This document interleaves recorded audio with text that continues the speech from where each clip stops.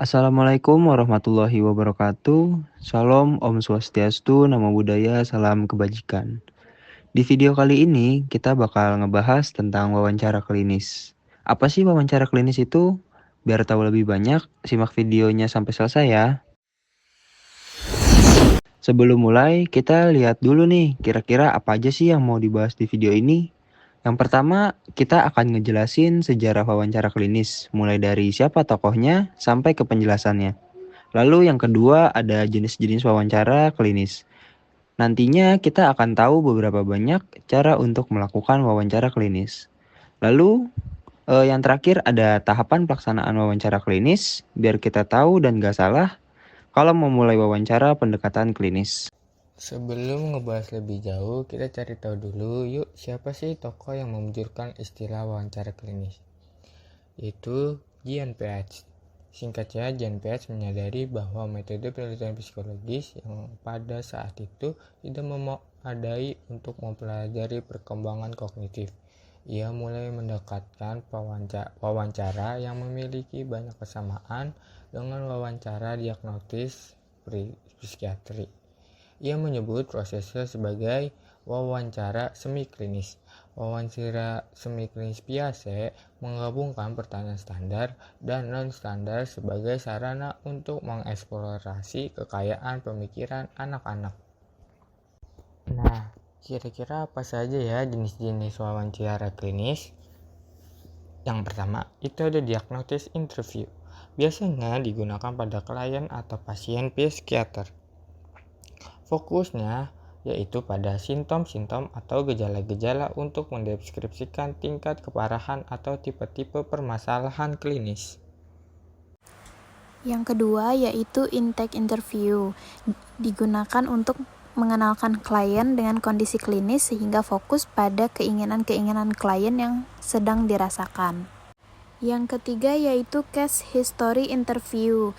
Tujuan interview tersebut yaitu untuk mendapatkan informasi tentang perjalanan hidup, masa kanak-kanaknya, kehidupan keluarga, dan seluruh kehidupan personal klien, sehingga psikolog klinis akan lebih mengenal klien, serta mengambil hasil diagnosa melalui wawancara dengan detail.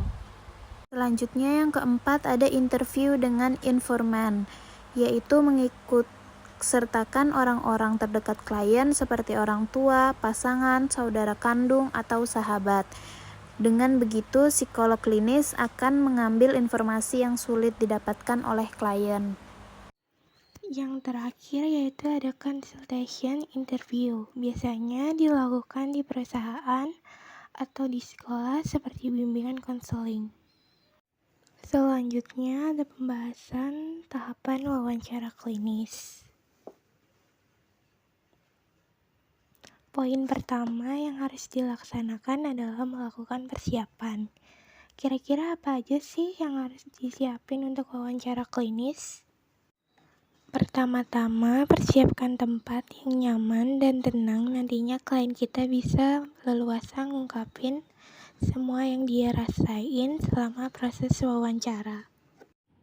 Pada tahapan situasi, di awal kita harus mengerti permasalahan klien. Setelah itu, kita harus bisa mengidentifikasi masalah klien kita. Jangan sampai waktu proses wawancara kita nggak punya bekal itu. Setelah itu, kita bisa kasih gambaran ke klien apa aja sih layanan yang bakal dikasih selama atau setelah proses wawancara klinis tersebut. Nah, selama proses wawancara klinis, jangan lupa juga untuk observasi klien selama wawancara berlangsung. Dan nantinya bisa dijelasin kira-kira intervensi apa yang bisa dikasih ke klien tersebut. Nah, jadi itu teman-teman penjelasan tentang wawancara dengan setting klinis. Semoga apa yang telah dijelaskan bisa menjadi manfaat dan bisa diterapkan. Terima kasih. Wassalamualaikum warahmatullahi wabarakatuh. Justru memiliki kekhawatiran dan mencari bantuan itu bukan tanda kelemahan, Pak. Tetapi justru itu tuh ngelambangkan kalau kita tuh berani, Pak. Mungkin Bapak benar ya Pak, tapi saya tidak tahu harus mulai dari mana ngomong ke mereka. Gimana kalau kita mulai dengan mengidentifikasi trigger kecemasan yang Bapak Gangsar nih lagi alamin buat ngecari cara untuk cara mengolahnya, Pak? Baik, saya mau mengatasi ini, mohon bimbingannya ya Pak. Oke, mungkin ini langkah yang bagus buat Pak Gangsar sama saya untuk bekerja sama ke depannya buat ngebantu Bapak mengelola kecemasan yang Bapak Gangsar alami. Untuk saat ini cukup ya Pak, saya merasa sedikit lega bisa menceritakan semua ini. Oke Pak Gangsar, mungkin ini awal proses ya buat kedepannya gimana. Mungkin ini juga salah satu cara buat proses penyembuhan Pak Gangsar buat kedepannya. Mungkin cukup pertemuannya sampai saat sini aja. Kita lanjutkan di pertemuan selanjutnya. Baik Pak. Baik Pak.